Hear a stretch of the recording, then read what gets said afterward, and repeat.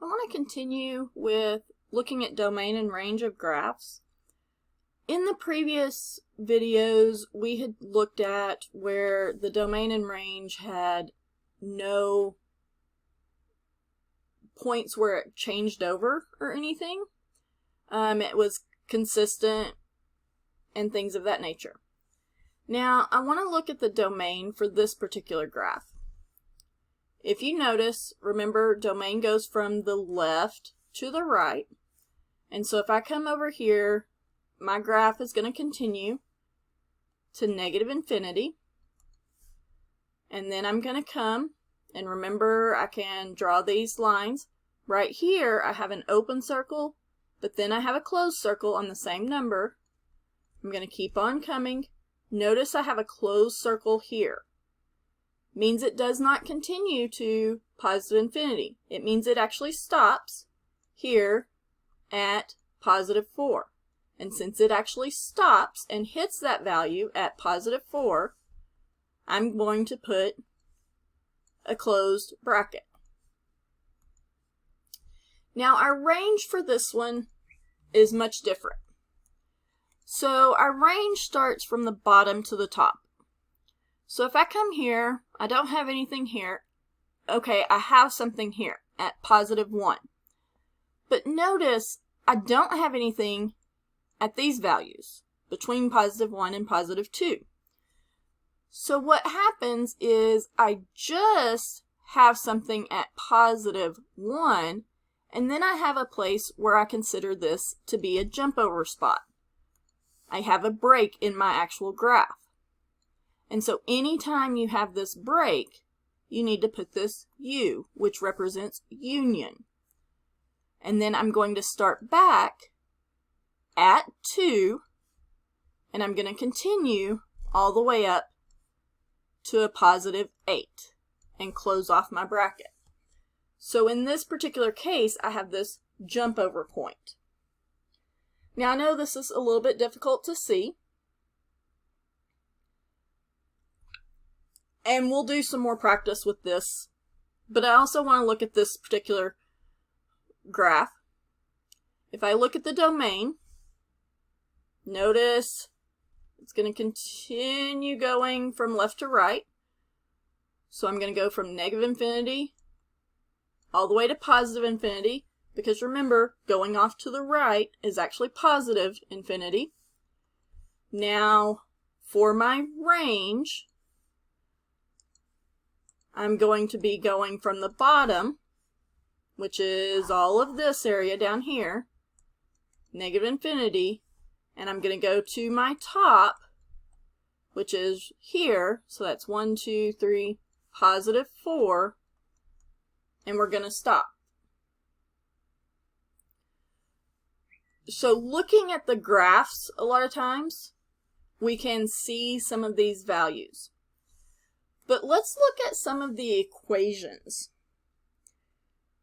Because sometimes when we hit some of the equations, we have a little bit more trouble. Let's look at if I have r of x is equal to the square root of an x plus 4. Well, this is a square root.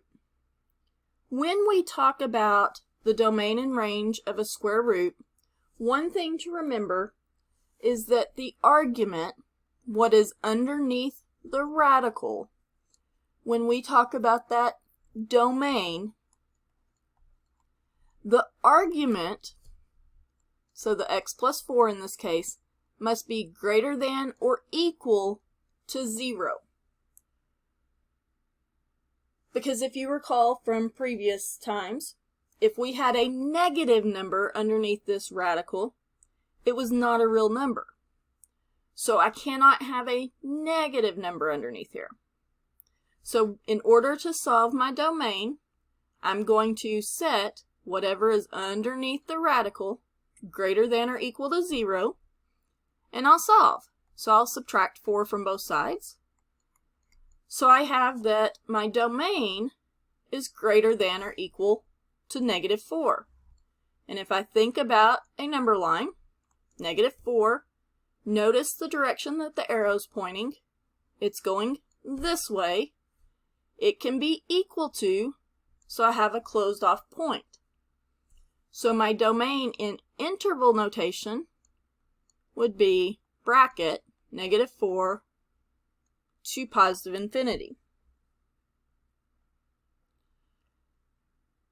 Now, in order to find my range for this, what I have to do is I have to look at my starting point for my domain, and I'm actually going to put it underneath here. So I have -4 plus 4 square root. So that's going to be square root of 0, which is 0. So I start at 0. So my range is going to go from 0 to positive infinity. Now, let's look at one where the radical or something is actually in the denominator. Let's look at if I have f of x is equal to 1 over x plus 2.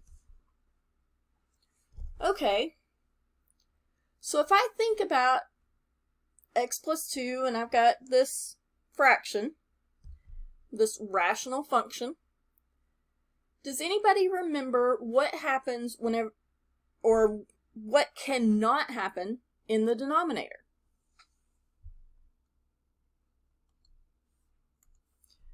So my denominator cannot equal 0. It can be a positive number, it can be a negative number, it just cannot equal 0. So in order to find my domain here, what I'm going to do is I'm going to set my denominator not equal to 0, and I'm going to solve. So I get x cannot equal a -2. This right here means it can be everything else except -2.